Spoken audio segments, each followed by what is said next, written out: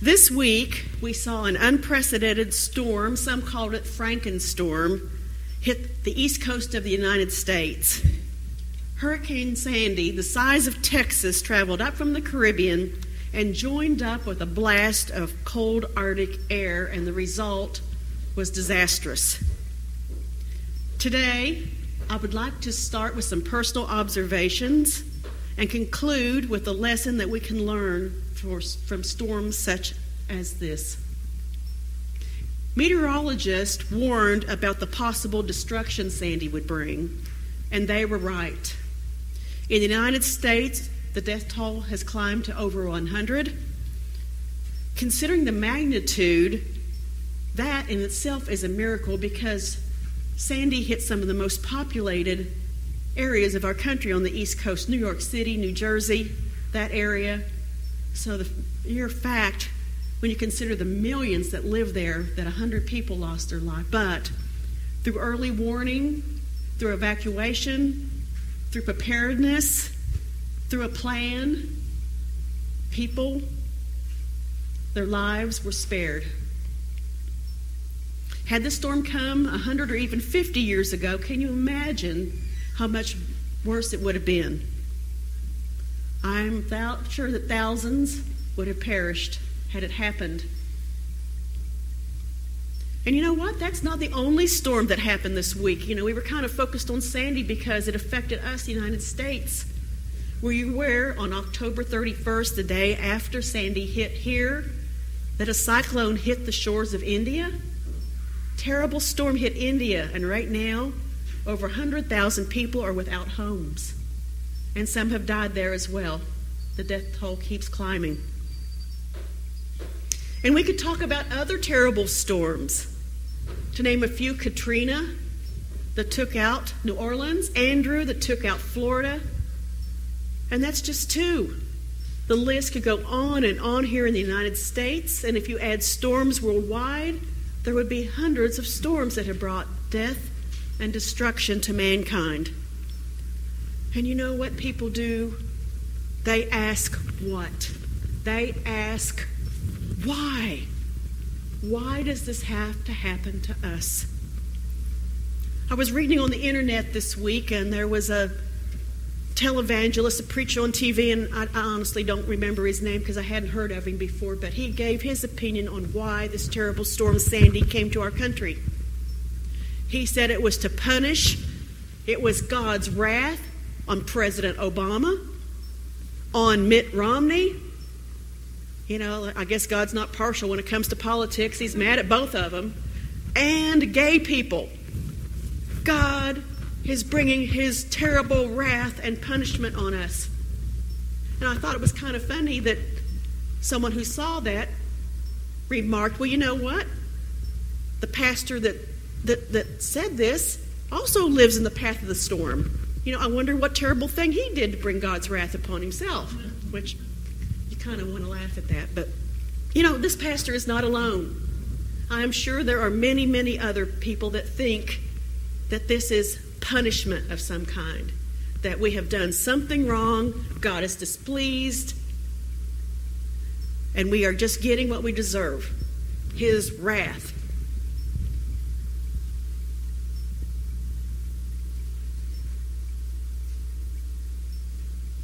And you know what? That sentiment is not new. That way of thinking is not new. Jesus talked about a tower. You all may remember the story. Do you recall the Tower of Siloam and what happened there? And Jesus was discussing this. It was a tower in Jerusalem that fell. We don't know why. Tower, maybe it was old. Could have been an earthquake. Very possible it was an earthquake, another type of natural disaster. But whatever caused the tower to fall, it killed 18 people. And you know what the people at the time thought? They have done something wrong. They are being punished. And what did Jesus reply? He said, no way. No way. They weren't any worse than anybody else. It was not God's wrath on these people. It was not punishment. You know what it was? They were in the wrong place at the wrong time. You know, Jesus never promised life would be safe, quiet, and peaceful. I mean, do you read that anywhere? You know, I sure don't. In Matthew 24, when he was asked about the end of the age, how did he describe it? Wars, rumors of wars, famines, earthquakes, natural disasters. He said they will continue to the end of the age. It's just the way it is. That was recorded 2,000 years ago.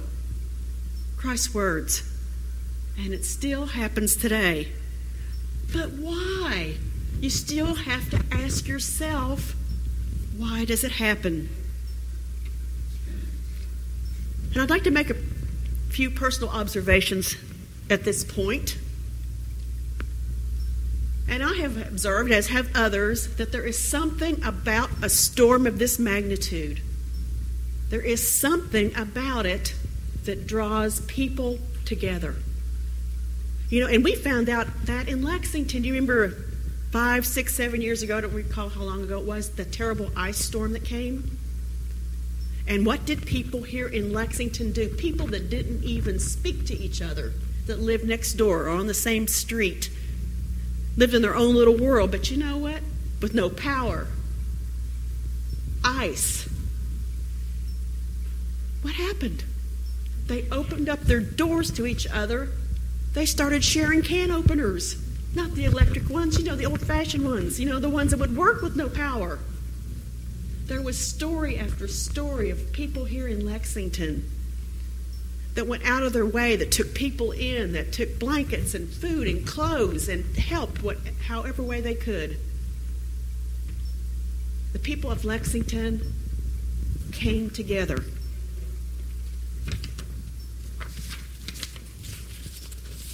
And what have we learned about the storm up north? The same type of thing. Now, we are hearing about people with short tempers, people getting upset. I guess somebody's jumping line and somebody's not getting gas. And the media kind of focuses on that kind of thing. You know, that kind of thing sells. But if you go to the internet and you look at some of the things that the people up north, you know, we're in Lexington, that's Southern hospitality. No, these are people in New Jersey and New York, in that area. Some of the things that they are doing for each other is just wonderful. Restaurants, before the storm hit, restaurants stayed open so they could feed emergency workers for free, out of appreciation for what the people were doing. And you know what they're doing now? The restaurants that are open are giving away free food, free pizza. I saw a picture of a table somebody had set up outside with snacks on it for people if they were walking down the street and they needed something to eat. There was a table full of snacks. Doctors are giving free medical care. People are dropping charge cords out their windows so the ones that don't have electricity can charge up their cell phones. Now, this is big. This is big. AT&T and T-Mobile are sharing cell phone towers. Yeah. Word. Did you ever see two rivals? Did you ever think that would happen? But 20% of the cell phone towers got wiped out. So two of the big giants have come together and said, okay, we don't care, you know, who your service provider is. We are opening up our towers to everybody. The governor of New York, a Republican. Chris Christie, a Republican. I'm sorry, New Jersey. Sorry. Did I say Connecticut? New York. No, I'm sorry. Right church, wrong pew. New Jersey, Chris Christie, a Republican, was praising and thankful to President Obama. A Democrat. I'm sorry. How many days are we from election? How many Republicans and Democrats are praising each other right now? I'd say he's probably the only one I can think of. But you know what? The governor set aside his political affiliation, and he was criticized for doing it, for being thankful to a president who was Democratic for what he has done, the help he has given his state. Did you ever think you'd see that on October 31st? 6 days, I guess, before election? People from all walks of life are helping out the people in the storm. From everyday Joe on the street to celebrities from Hollywood. Bad boy Alec Baldwin has gone to New York with his wife to help. She went to the grocery store and she purchased a buggy full of stuff and was giving it out to people. And they're not the only celebrities. There's a lot of them there. And you know what? When rebuild time comes, when major cleanup time comes, would you expect people from other parts of the country to go to that area and help? Absolutely. It's not within that area, I am sure, and there's probably already people there to help our neighbors in the east with what happened. And I read something interesting on Facebook. We all know what Facebook is. Most of us do. There was a few holdouts, evidently. But you know, on Facebook, you can write messages to each other. Just post. And Facebook has a way of tracking words, the number of individual words that are posted. And they were talking about the top 10. Safe. Prayers. Wishes. Safe. Those were among the top 10 words posted on Facebook by people all over this world to encourage the people of the East. Stay safe. You are in our prayers. What is the lesson that we can learn from a storm such as this? When a tragedy like this comes, the U.S. puts on a different face. And we're not there just to help our own. When things happen in other countries around the world, we are there. I think we focus too much on what is wrong with this nation because, yes, I will admit we have our problems, but you know, sometimes we do things right, and there is something in us that wells up when a tragedy like this occurs where we just want to help.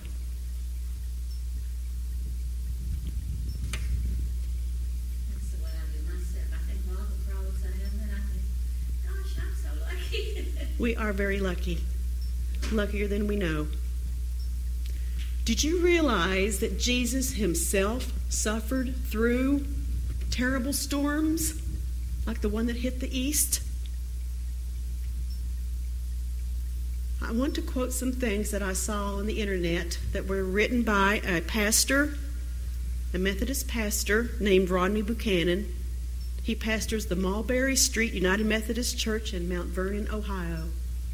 And when I see something that I like that somebody else has written, I want to give them credit for it. And this is what he wrote. Storms came in the life of Jesus as well. He and the disciples found themselves in the middle of a ferocious squall out on the lake. This was nothing unusual on the Sea of Galilee. It is in a basin surrounded by mountains and notorious for furious storms. Rising just to the north over the lake is beautiful Mount Hermon. Mount Hermon is capped with snow, and sometimes the cold air from the top rushes down the mountain and blows across the lake.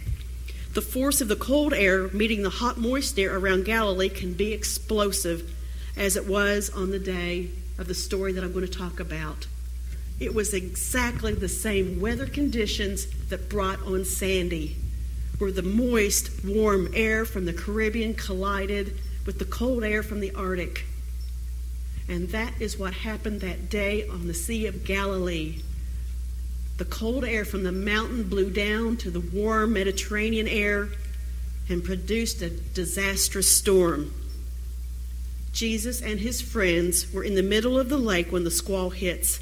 It is terrifying, and it looks like they will not survive. And you know what?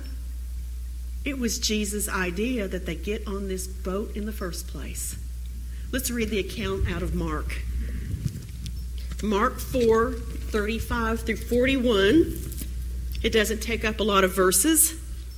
And it says, Mark 5:41, that day when evening came, he said to his disciples, let us go over to the other side. He says, guys, let's get on the boat and go to the other side of the Sea of Galilee. Leaving the crowd behind, because he had just preached to a very, very large crowd. He just wanted to get away. So leaving the crowd, he took them along, the disciples. A furious squall came up, and the waves broke over the boat so that it was nearly swamped. Jesus was in the stern, sleeping on a cushion. The disciples woke him up and said to him, Teacher. They call him teacher here. Rabbi, teacher, sir. Don't you care if we drown? He got up, rebuked the wind, and said to the waves, Quiet, be still. 3 words. Then the wind died down and it was completely calm. He said to his disciples, Why are you so afraid? Do you still have no faith? They were terrified and asked each other, Who is this? Even the wind and the waves obey him.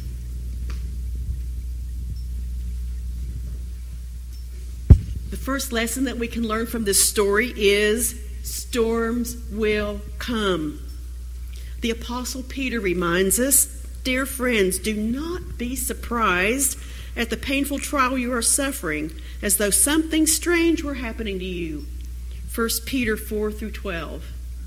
Because in the storms recorded in the Bible, often there is an analogy placed between the physical storms on earth and the storms that we find in our own life. And we have all been through that. All of us, every single person in here. And you ask why. But Paul said, don't be surprised. That is life. Stuff is going to happen. And there are many people today that just don't seem to understand. You know, I think the disciples had no clue that this bad storm was going to come up. I don't think they expected it at all. Because I think if they had, there is no way they would have got on that boat. So this is something that caught them by surprise.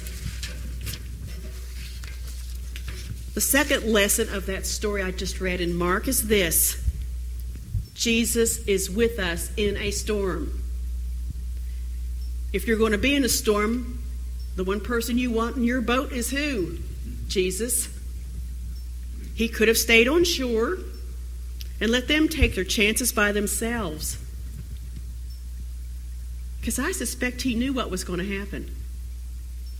But he stayed with the disciples. Where they went, he went. The problem with the disciples was that, yeah, he was with them, but what? He's asleep. I mean, he is sawing logs downstairs. And why was he asleep? 2 things. First one, total exhaustion from ministering to the crowds. I mean, when you preach to thousands of people, or any time you preach, something is taken out of you. Because when you preach, when you talk, when you exhort, when you explain, when you talk about the word, you know, it's emotional. And I'm sure Christ was very emotional, very fervent when he spoke to the thousands. And it just wore him out, even as a young man.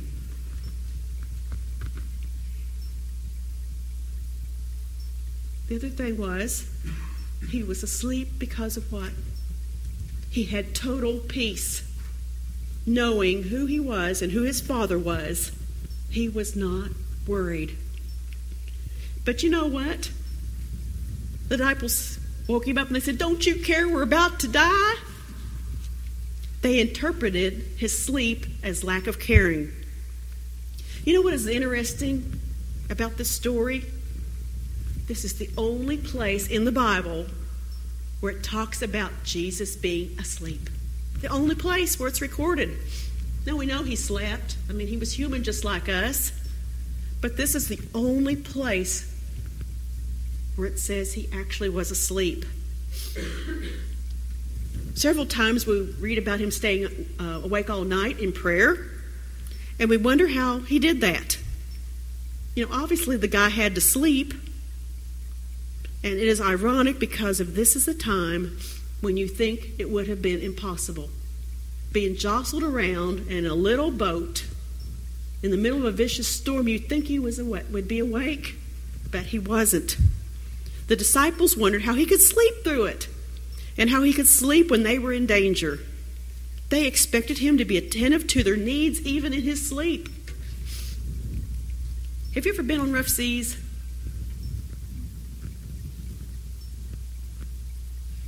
One time we were on a cruise ship sailing up the coast of Africa. And in the north part of Africa, there is the Sahara Desert. And the winds come off of that desert into the ocean. And I mean, you've got some pretty good churning. And we were in a large, large ship. Can you imagine? And the little boat that these guys were in just being tossed around. They were absolutely scared out of their wits. And for a good reason.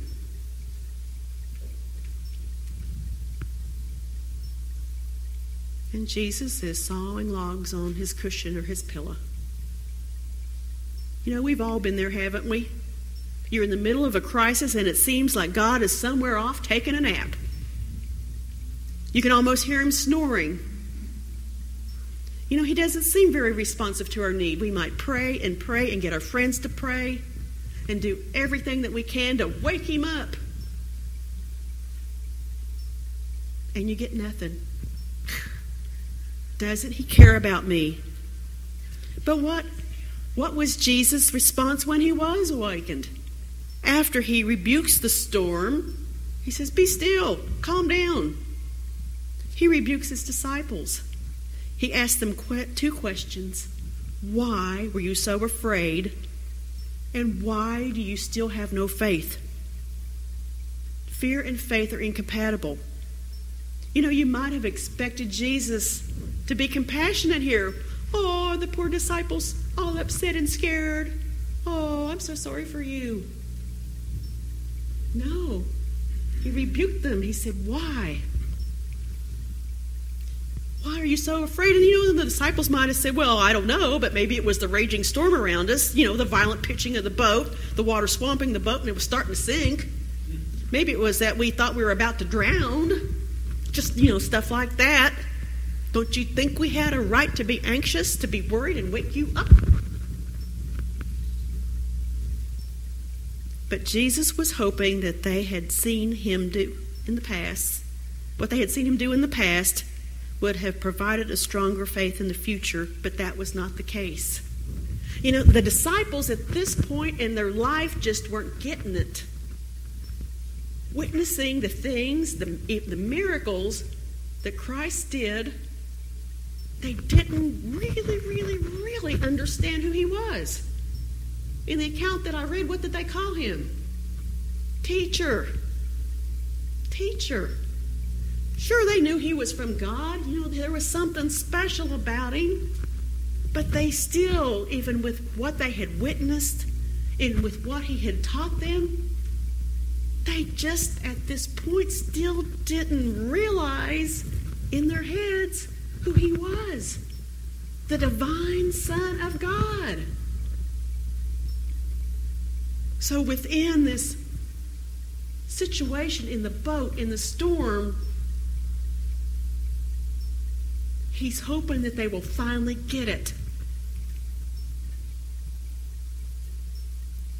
Has God ever done anything for you in the past? Has he ever solved any problems or answered prayers? He is hoping that the faithfulness, the things that he has done for you in the past, will cause you to trust him, what? In the future. And that precisely is the lesson that he was trying to teach to the disciples that day on the boat. Lesson number 3. Jesus will calm the storm. At the perfect time, during the perfect storm, he exercises his power over the storms of life. But he is never in a hurry. And the reason he is never in a hurry is because he knows exactly what to do at exactly the right time. He does not go by our time, which is now. Fix it now. He has his own time. Just at the right time. As far as the disciples were concerned, they wanted it now. And they woke him up, and what happened? He calmed the storm then. Don't worry. God has you in mind.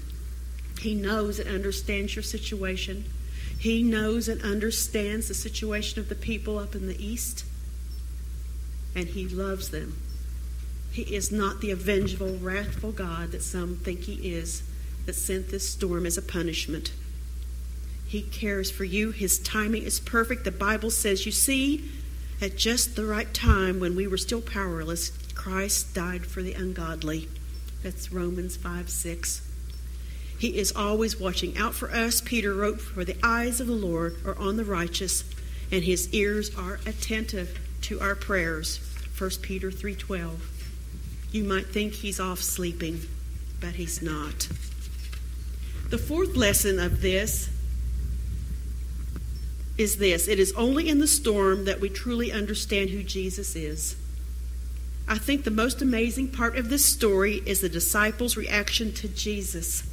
Remember, I said up to this point, they just really didn't get who he was. When Jesus asked them why they were afraid, it is the Greek word meaning fearful in a moderate sense. But when Jesus calms the storm, the Bible says they were terrified and asked each other, who is this? Yeah, they were scared of the storm, but suddenly when they see him calm the waves to nothing, they are suddenly realizing who this is. They said, even the wind and the waves obey him. The Greek literally says, they feared with great fear. They just thought they were afraid before. They were afraid of the storm, but now they really realize who this Jesus is. And the fear of the storm was nothing compared to the fear when they realized who it was who was really with them in that little boat. It is one thing to be in the boat with someone you believe who was sent from God to be a great teacher and spiritual leader, which is what they thought he was. It is quite another thing to be confined in a small space when the one whom you suddenly realize is the Lord of the universe. Your knees give way and you begin to tremble, to shake. I mean, what if you found out somebody in this room was the very Lord of the universe? Somebody that you thought was just a kind person or a good teacher or a whatever. I mean, that's no different than Jesus and the disciples. What if you realized that someone here was the very Son of God? I don't know about you, but I'd be hitting the floor. Like, oh my, I just didn't see that coming.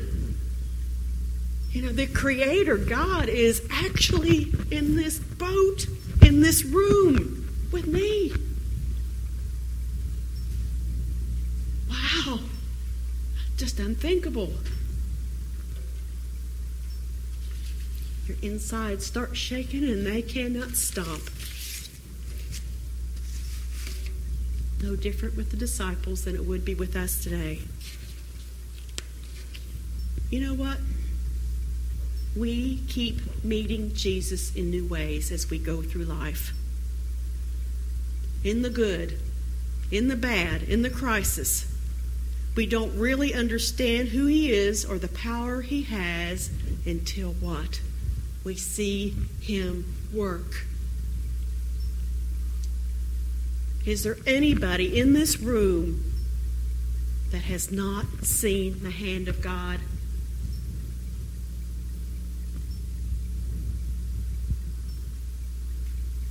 Has not seen him bring miracles or conclusions in ways that we never figured out for ourselves? And you know why he does it that way? So we know where it comes from.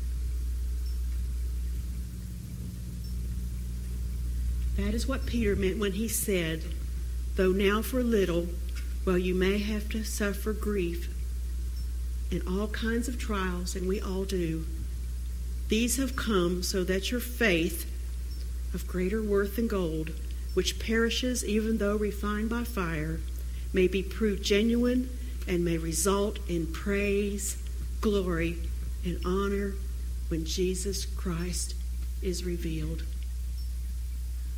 When we finally get to see him, and everyone is promised that they will, that we will be in the same room with him. And through our trials of life and him working in our life, wow, when we finally see him face to face and say, thank you, I have praised you in this storm. Amen.